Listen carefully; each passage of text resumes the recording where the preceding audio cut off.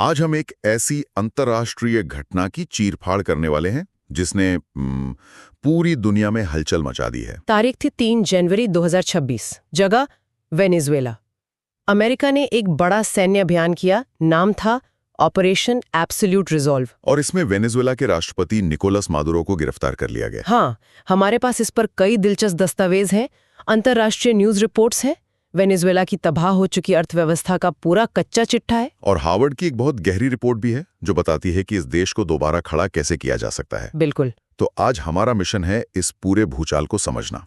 इस ऑपरेशन का असल मतलब क्या है, दुनिया के बड़े देश इस पर क्यों बटे हुए हैं, और सबसे जरूरी सवाल, क्या दुनिया के सबसे बड़े तेल के खजाने पर अब एक नया ताला लगने वाला है जिसकी चाबी किसी और के हाथ में होगी, और भारत के लिए इसमें क्या छिपा है। चलिए इसी की गहराइयों में उतरते हैं। तो शुरुआत करते हैं उस रात से।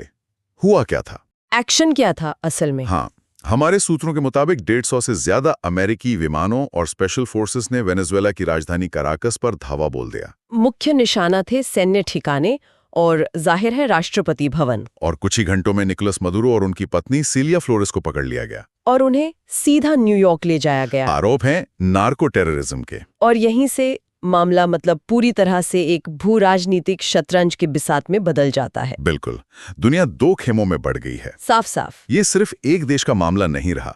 एक तरफ है चीन और रूस, जो मादुरो के सबसे बड़े समर्थक रहे। हाँ, चीन ने इसे एक संप्रभु देश पर हमला और दादागिरी वाला काम बताया है। वहीं रूस के विदेश मंत्री सर्गेई लावरोव ने कहा कि वो वेनेजुएला के लोगों के साथ मजबूती से खड़े हैं। उनका गुस्सा तो समझ आता है, वो उनके सबसे बड़े लेनदार जो रहे हैं। सही। और दिलचस्प बात यह है कि वेनेजुएला के पड़ोसी देश भी वो भी खुश नहीं है। ब्राजील के राष्ट्रपति लूला डा सिल्वा ने इसे सीमाओं का अस्वीकार्य उल्लंघन कहा है। पड़ोसियों को किस बात का डर है? उन्हें अस्थिरता का डर है। देखिए, वेनेजुएला से पहले ही लाखों शरणार्थी कोलंबिया और ब्राजील जा चुके हैं। अच्छा। तो उन्हें डर है कि अगर वहां हालात और बिगड़ते हैं तो ये संकट ये और भी गहरा सकता है। किसी को भी अपनी सीमा पर एक अनियंत्रित युद्ध जैसी स्थिति नहीं चाहिए। बिल्कुल नहीं। तो एक तरफ है ये देश और दूसरी तरफ कौन है? दूसरी तरफ कुछ देशों ने इस कार्यवाही का खुलकर स्वागत किया है। अच्छा, जैसे इजराइल। उन्होंने कहा कि यह एक तानाशाह को हटाने की कार्यवाही है जो नशीली दवाओं और आतंक का नेटवर्क चला रहा था। क्रोएशिया जैसे यूरोपीय देशों का भी कहना है कि मादुरो के शासन के पास कोई लोकतांत्रिक वैधता थी ही नहीं। तो मतलब ये जरूरी था उनके हिसाब से? उनके हिसाब से हाँ। तो आप देख सकते हैं कि दुनिया कितनी साफ साफ बटी हुई है। और इस सब के बीच भारत कहाँ खड़ा है? हमेशा की तरह बीच में। भारत का रुख बहुत सधा हुआ और सतर्क है। विदेश मंत्रालय ने इसे गहरी चिंता का विषय बताया और कहा कि समाधान बातचीत से निकलना चाहिए, बल प्रयोग से नहीं। ठीक है।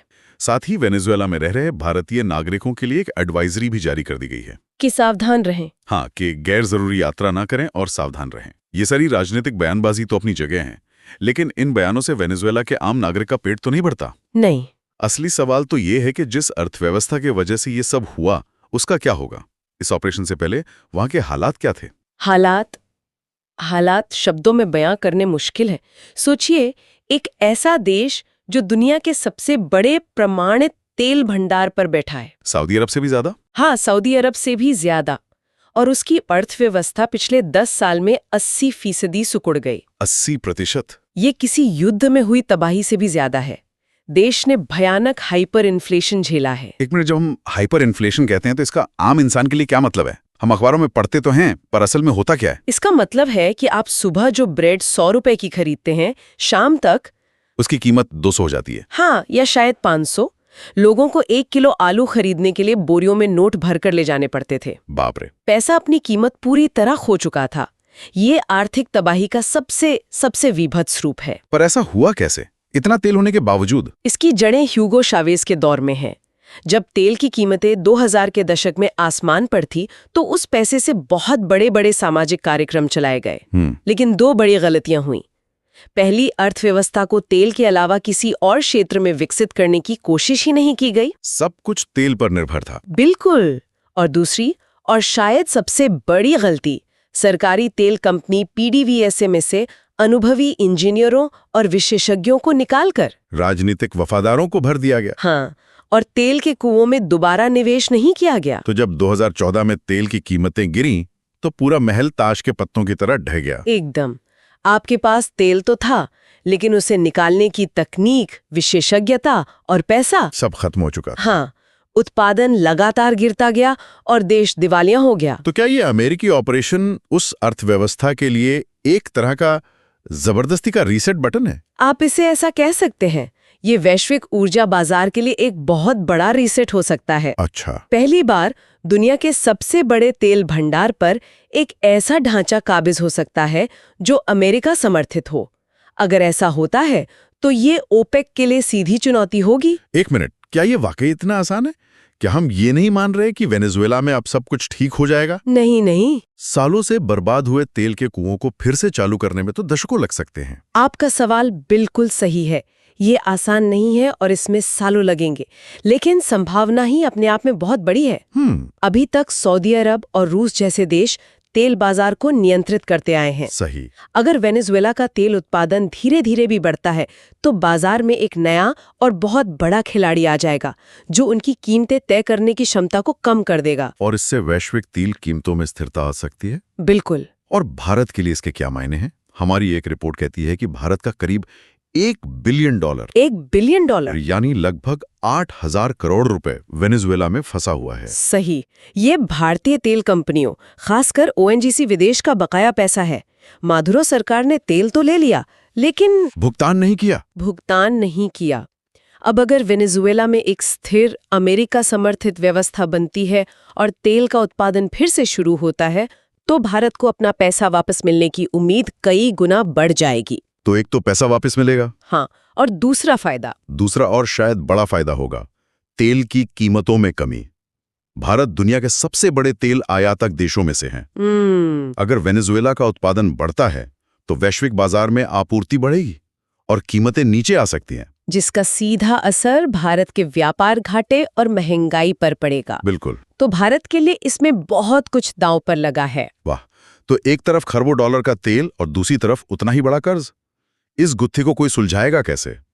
हार्वर्ड की रिपोर्ट क्या कहती है? कहां से शुरू करें? रिपोर्ट कहती है कि सबसे पहला और सबसे मुश्किल काम है देश के कर्ज का पुनर्गठन, यानी डेट रीस्ट्रक्चरिंग। और ये बहुत ही ज्यादा जटिल है। हाँ, रिपोर्ट 2 मुख्य मॉडलों की बात करती है। एक है सॉफ्ट पुनर्गठन और दूसरा है एग्रेसिव, यानी आक्रामक पुनर्गठन। अच्छा, तो सॉफ्ट का मतलब हुआ कि हम लेनदारों से कहें, दोस्तों पैसे जरूर देंगे, बस थोड़ा और समय और थोड़ी कम ब्याज दर चाहिए। बिल्कुल सही पकड़ा आपने। इसमें मूलधन यानी प्रिंसिपल अमाउंट पर ज्यादा कैंची नहीं चलती। लेकिन वेनेजुएला की जो हालत है उसमें सॉफ्ट मॉडल लगभग नामुमकिन है। इसलिए ज्यादातर विशेषज्ञ एग्रेसिव मॉडल की बात कर रहे हैं। और एग्रेसिव मॉडल में आप कहते हैं, देखिए दुकान लूट चुकी है, आपको 100 रुपए की जगह 60 रुपए ही मिलेंगे और इसी में खुश रहना होगा। यही है ना? एकदम सटीक। इसे तकनीकी भाषा में नॉमिनल हेयरकट कहते हैं, यानी लेनदारों को अपने मूलधन का एक बड़ा हिस्सा छोड़ना पड़ता है। उन्हें ये कड़वा घूंट पीना ही पड़ता है। हाँ, क्योंकि उन्हें पता है कि अगर देश पूरी तरह दिवालिया हो गया तो उन्हें कुछ भी नहीं मिलेगा। और यहीं पर चीन की भूमिका बहुत बड़ी हो जाती है। वो वेनेजुएला के सबसे बड़े लेनदारों में से एक है। सबसे बड़े? उसके साथ क्या होगा? ये $1 मिलियन सवाल है। हार्वर्ड की रिपोर्ट कहती है कि वेनेजुएला की नई सरकार चीन के साथ 2 रास्ते अपना सकती है। पहला रास्ता बहुत साहसी और विवादास्पद है। क्या है वो? वो है ओडियस डेट या घृणित कर्ज का तर्क। Odious debt? हाँ, नई सरकार कह सकती है कि चीन ने ये पैसा वेनेजुएला के लोगों के विकास के लिए नहीं, बल्कि एक दमनकारी और भ्रष्ट शासन को जिंदा रखने के लिए दिया था। अच्छा। इसलिए ये कर्ज देश की जनता पर नहीं, बल्कि उस तानाशाही पर था, और अब वो तानाशाही नहीं रही तो हम ये कर्ज चुकाने के लिए नैतिक रूप से बाध्य नहीं है। रुकिए, क्या ऐसा हो सकता है? आप किसी देश का कर्ज चुकाने से सिर्फ इसलिए मना कर सकते हैं कि आपको वो कर्ज घृणित लगता है। ये तो अंतर्राष्ट्रीय संबंधों में एक न्यूक्लियर ऑप्शन जैसा लगता है। ये है भी न्यूक्लियर ऑप्शन। ये एक बहुत बड़ा दाव है, क्योंकि अगर आप ऐसा करते हैं तो आप चीन जैसे शक्तिशाली देश को अपना दुश्मन बना लेते हैं। और भविष्य में आपको कोई भी देश कर्ज देने से पहले 100 बार सोचेगा। आपकी साख खत्म हो सकती है। तो फिर दूसरा ज्यादा सुरक्षित रास्ता क्या है? दूसरा रास्ता ज्यादा व्यवहारिक है।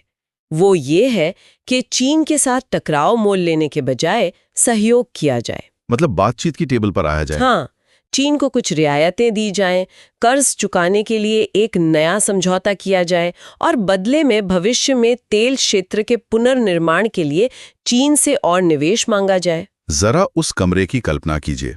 एक तरफ वेनेजुएला के नए अधिकारी, दूसरी तरफ चीन के बैंकर।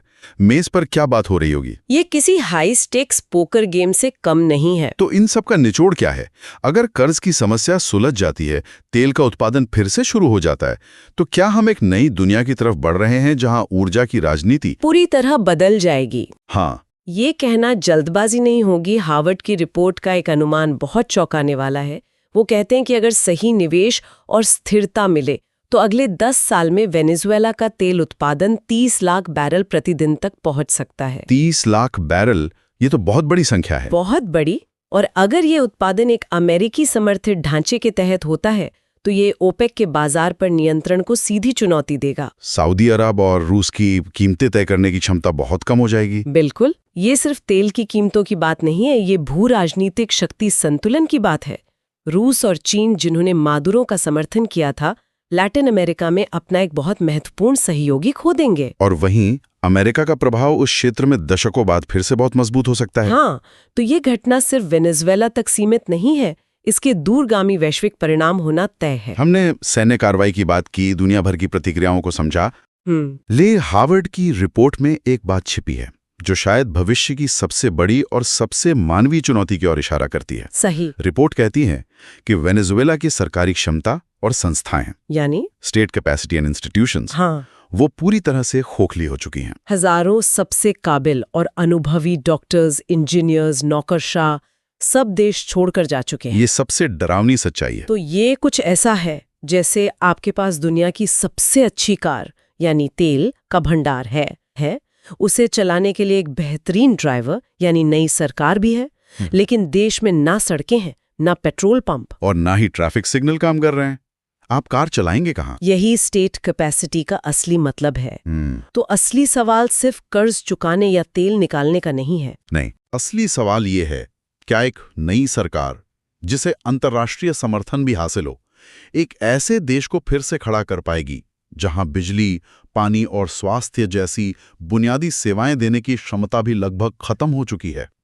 ये एक ऐसा प्रश्न है जिसका जवाब ही आने वाली कई सालों तक इस क्षेत्र के भविष्य को तय करेगा।